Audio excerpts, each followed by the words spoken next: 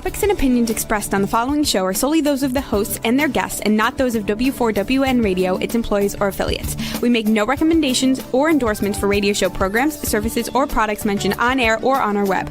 No liability, explicit or implied, shall be extended to W4WN Radio, its employees, or affiliates. Any questions or comments should be directed to those show hosts. Thank you for choosing W4WN Radio. This is Beyond Confidence with your host, Divya Parekh. Do you want to live a more fulfilling life? Do you want to live your legacy and achieve your personal, professional, and financial goals? Well, coming up on Divya Parekh's Beyond Confidence, you will hear real stories of leaders, entrepreneurs, and achievers who have stepped into discomfort, shattered their status quo, and are living the life they want. You will learn how relationships are the key to achieving your aspirations and financial goals. Moving your career or business forward does not have to happen at the expense of your personal or family life, or vice versa. Learn more at www.divyaparekh.com, and you can connect with Divya at contact@divyaparekh.com. This is Beyond Confidence, and now here's your host, Divya Parekh. Good morning, listeners. It's Tuesday morning, and it's wonderful to be here. So, want to share with you that we had some beautiful rain yesterday, and just the droplets, as I was looking out through the window today, the droplets were like, hundreds and thousands of diamonds just shining on that tree, and it was so powerful. So I want you to look for that diamond in your life. Take that moment and ask yourself the question, where is my diamond? And today we are going to be talking about the power of questions and how you can bring that joy and communication and the inner depth and the meaning in your life. So let's get the conversation started. And here's what I want to tell you is that if you've got our books, I really appreciate you. And if you have not, we would love for you to get our books, because I promise you they will definitely impact your life if you're looking to influence somebody's life, or if you're looking to build your business. And also the partial profits from it goes to kiva.org. So let's bring in our guest. So how are you doing? I'm good. How are you? I'm doing good. So tell us, do you recall a moment from your childhood or youth that impacted your life and you still remember to this day? Well, my youth was we were brought up in a very strict household. And so we weren't allowed to talk. And if we asked questions, I often got soap, a very wet bar of soap slid right behind my front teeth for making any comment or asking any questions. And if that didn't work, then I would be hit with a belt or a wooden spoon or any object that was going to change my attitude just from asking a question or asking why. But, it really worked for them. It was their wonderful way of disciplining. However, when I left home, I kept thinking to myself, and meeting other friends and seeing their families, I kept thinking, there must be a better way to communicate. And luckily, I had some lovely friends whose parents were very kind to their children. So it gave me an opportunity to see that not all parents were as strict as mine.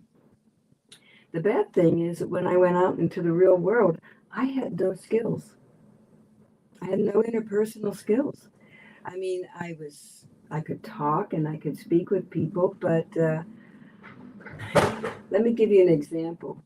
When I was a stewardess, it was one of my ways of getting out of the house, and we were going to the Indianapolis 500, and we were rushing.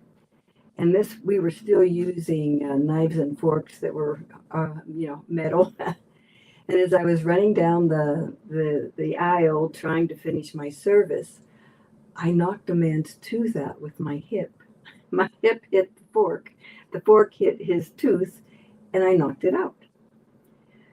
So as I was going to the back of the plane to pick up more trays, the man held out his hand and he showed me his tooth. I asked my flying partner what to do. She didn't know. So what did I do? I ran to the cockpit. This was a time when we still had the door that wasn't locked. I ran to the cockpit, flung the door open. Here we were on descent into the airport. And I said, I just knocked this man's tooth out. You can't land the plane yet. And he said, that's all right, honey. Don't worry.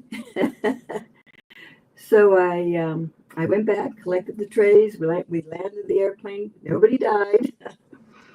And after everyone got off, there was an ambulance at the bottom of the stairs. And he said, get in. It was just me. I mean, there are the other crew members. It was just the captain, the co-pilot, and me. I got in, and I was just petrified. Imagine with my childhood, I was expecting somebody to put me in jail or something. And he had a little twinkle in his eye, and he said, you know, I radioed down and said, I have the only stewardess in the world that has such hips that she knocks men's teeth out.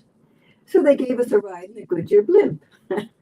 So we did. We went up in the Goodyear blimp. Everything was fine. Everyone was on the airplane to come back to New York. And we pulled up in an ambulance again. And I said, well, you won't say anything. He said, oh, no. I got halfway through the cabin, and what did he say? Ladies and gentlemen, please be careful with this young lady because she can knock your teeth out with her hips. I was just a young I was young. I ran to the back of the airplane, stayed in the galley, and I didn't dare make eye contact with anyone. So that was my route to how was I going to change my life to learn how to be a real person in the real world. So that's impulsive speech, and I had to learn how to change my life. So well, I think you know the rest of it. I married someone, went to Argentina, and that didn't work out. But I stayed in Argentina because we had a son, and I met a man from the United States who was a diplomat, and I became a diplomat. And I had to learn how to use my eyes, my language, and my cleverness to be able to attain the information that was required of me to do a good job in my work. So you mentioned that, you became a diplomat. So which country did you go to as the diplomat? That was it was Argentina, right at the time when it was called the Dirty War, because they were, if you did not agree or you were saying things against the government, they did that a lot with newspaper, right? People that were working for the newspaper, they would kill you. I mean, literally right out kill you. So some of my friends actually sent, and college students, I mean, if they said anything against that country, they were killed.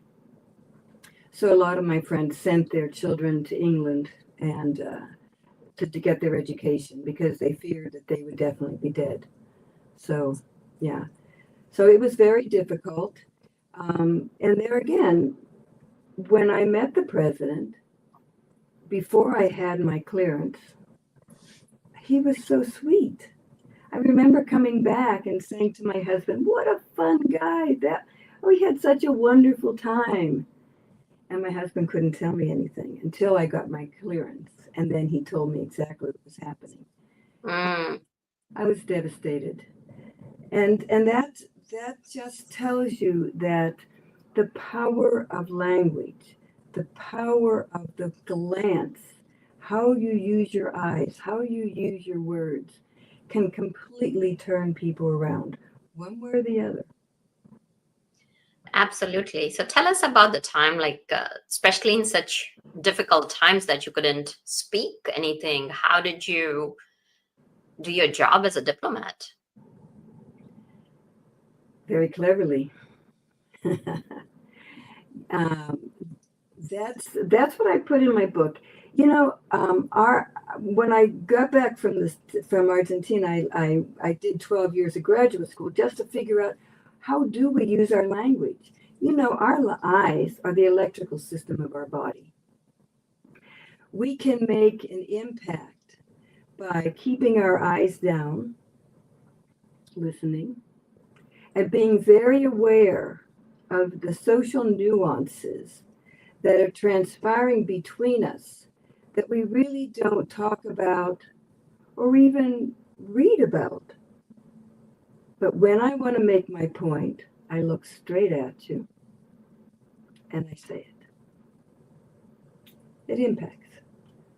When I taught graduate school, I did that just one evening, and I said to one of the men, tell me more. And he profusely just apologized for answering a question. And so I put it out to the whole class, and I said, isn't it interesting how my interest in learning more from this young man caused him to completely break down? Yeah, so you're absolutely right that people at different levels and different cultures have different ways of communicating. What we may be looking at, like, okay, direct eye contact is seen as a sign of confidence. In the US, it may be different in some another country, that it may be a sign of disrespect.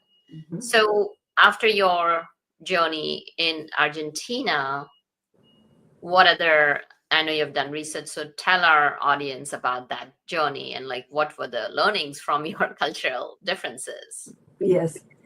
Well, from Argentina, I went to Mexico, and that was a time when that country was having severe financial issues. And so we were diplomats, and we had to be very careful. Even riding in a motorcade, you could have been killed. And so we were approached on many sides by people who were desiring to leave the country and come to the United States, but they didn't have the background that one would consider pristine. And so it became very dangerous to work with people that put you in very uncomfortable situations. And how did you handle that? Again, you open your awareness. So it's almost, it's like becoming a diagnostician. And people will say, but if I haven't had all of your years of experience in education and testing, how can I be a diagnostician? But Divya, you know yourself, we are all diagnosticians. You walk into a room, what are we doing? We're looking at the people. We're looking at what they're wearing. We're looking at how they're speaking. We're taking in all of the awareness that our body is giving us. But what happens in this country, in the United States, is that we're so rushed for time that we often overlook the nuances between our personalities. And that often causes great strife, even in marriages and in relationships, in the workplace. You hit the nail on the head that we are so rushed. Mm-hmm.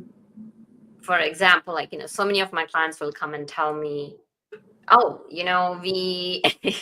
if we take more time to do the work, like, we are questioned, like, oh, why did you take 2 hours to do this job? This could have been done in an hour. So there is that culture, not in all the corporations. I have seen in some of the corporations where they do bring in that work-life harmony. So during these times, and especially like, so many people are working remotely, how can people use their awareness to utilize the unique talents of others? After we open our awareness, I look for some basic differences. One is specialist versus a generalist. If we talk too much and give too many details, a generalist only wants the bottom line. Otherwise, you start to see them drifting. And that's one cue that I have. He's a generalist or she's a generalist. And then we have the other who wants to expand on all of the commentary. Or if you give them, you ask them to do something. Please bring Mr. Smith's file in the next 10 minutes. Then you start getting the details. Mr. Smith, do you want his wife also? Do you want the file on your desk or on her desk? It goes detail, detail, detail, detail. Now, in a workplace, it can be very frustrating to put a generalist with a specialist because they will feel like one person is not giving enough information where the other feels that they're overdoing it. But if you have a big project, you can, and the other thing that we do is we tell them, I love the way you give me a wonderful overview. That sets the picture. That sets the stage. Now he becomes valuable or she becomes valuable. Then to the specialist, I say, but you love details. And then, of course, everybody in the room rolls their eyes. But we bring out the happy and the good in them. That is wonderful. You now can take my wonderful basic idea and you can make it even more beautiful because you look for all of the little pieces. Or reading a client's paper or materials. Generalists usually don't like to read all of those little details. But specialists will go in all the way down to the last comma. And they feel so excited. I found 5 errors. Yes, I need that person. But we didn't know we needed him until we realized this person had value. Now, the whole office sees each other as a working whole.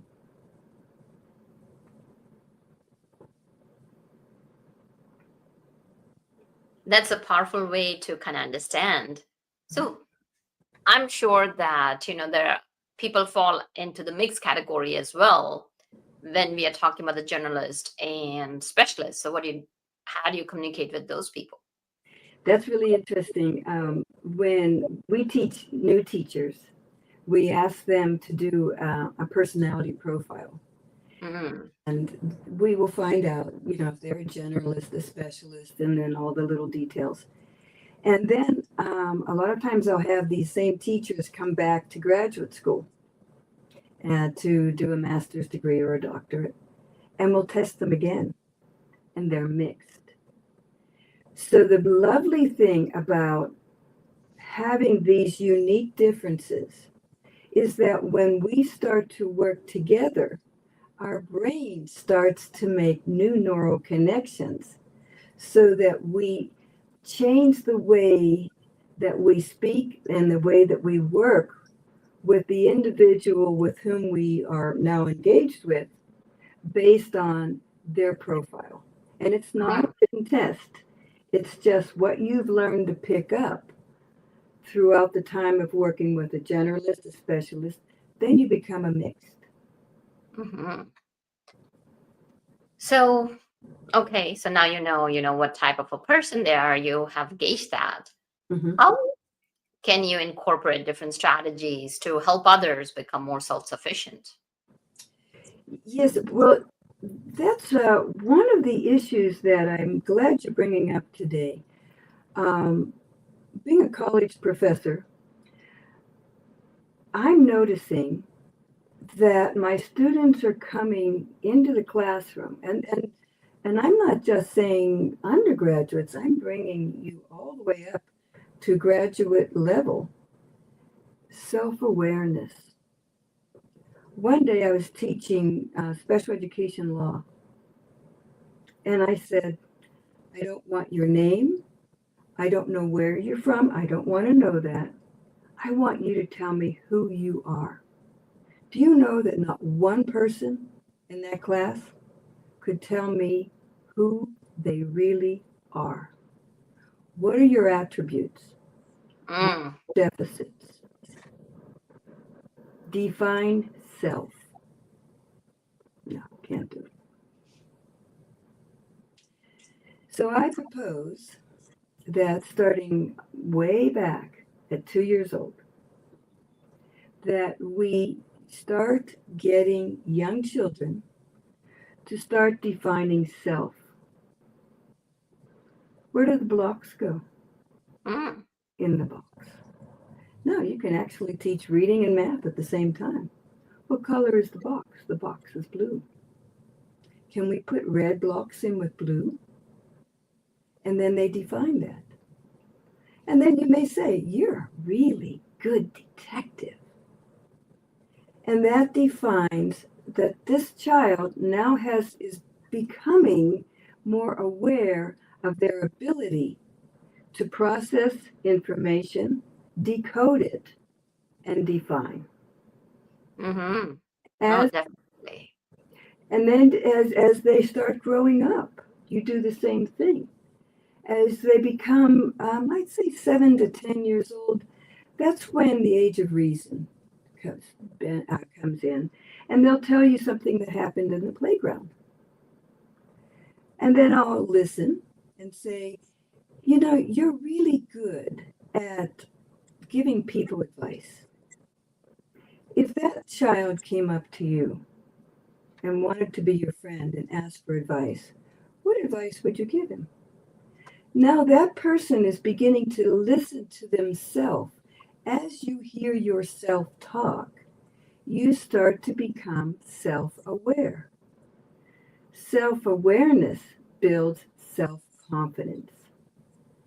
Self-confidence then permits open conversation.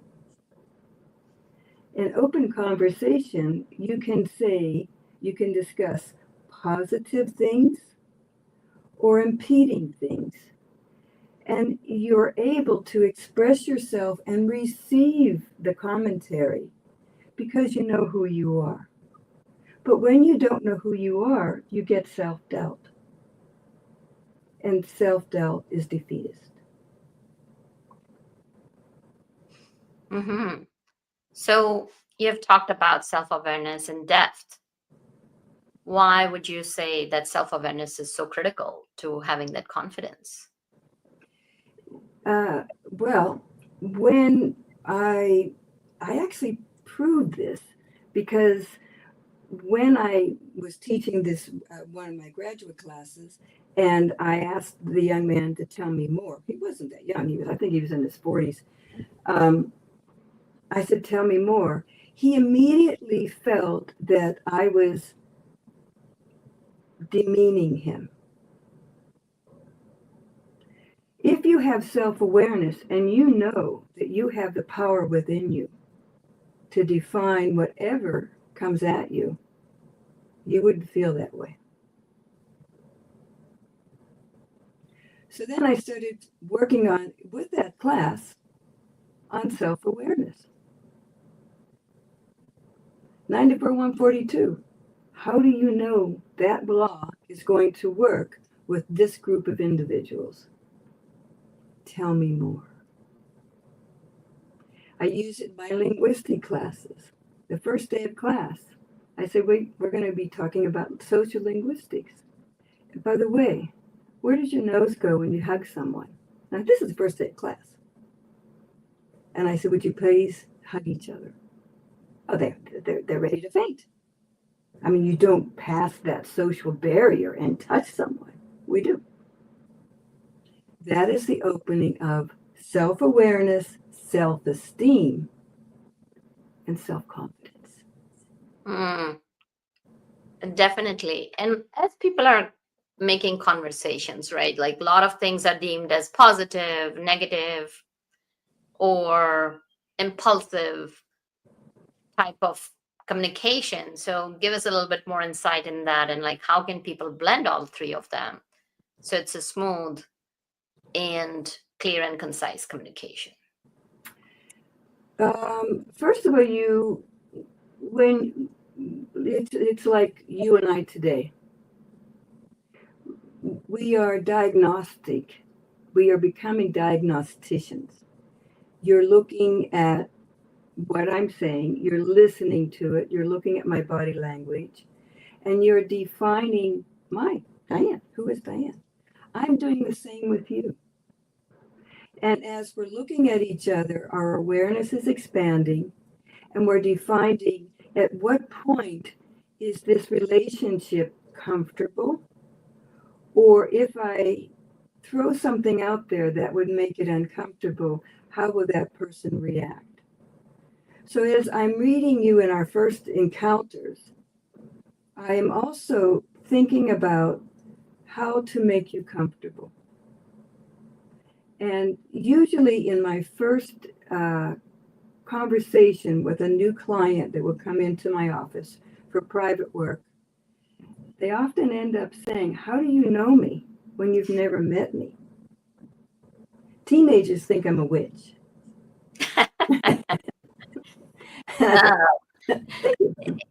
It's just you're just aware of them, and Yes, but it's lovely. And if you are overseeing a group of workers, if you are the boss, and you have this talent, it's innate. We all have it.